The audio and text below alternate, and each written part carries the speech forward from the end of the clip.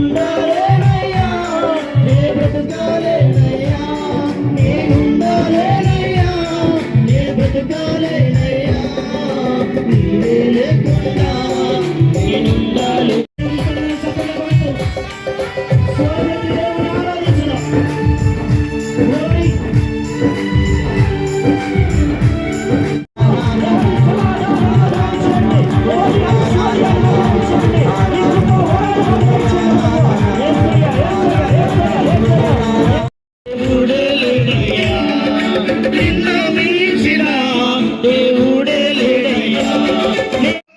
నా ఇంట్లో పెద్ద దాసుడు దీవించబడతాడు. ఏంటి ఉపయోగం?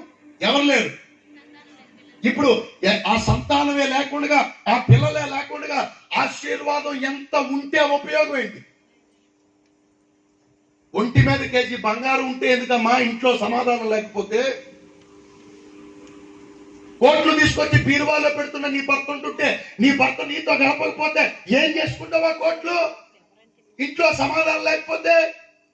10 ఎకరాల పొలం ఉంది, 2 పిల్లలు దేశంలో తిరుగుతుంటే సంతోషమా?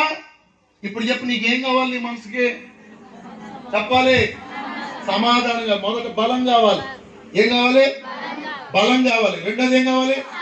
సమాధానం కావాలి. ఇది ఇచ్చిన తర్వాత ఏమిస్తాడు? ఇప్పుడు చెప్పండి, క్రమం ఏంటి?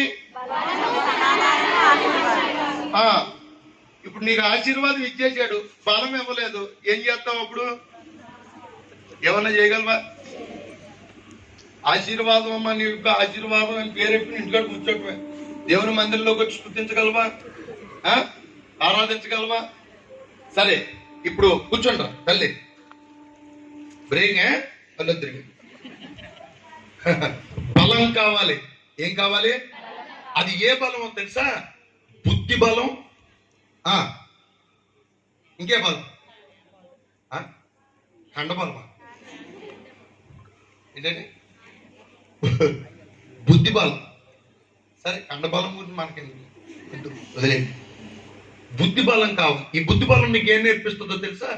పరిస్థితుల్లో నువ్వు ఎలా నడిపించబడాలో నేర్పిస్తుంది. ఏం నేర్పిస్తుంది?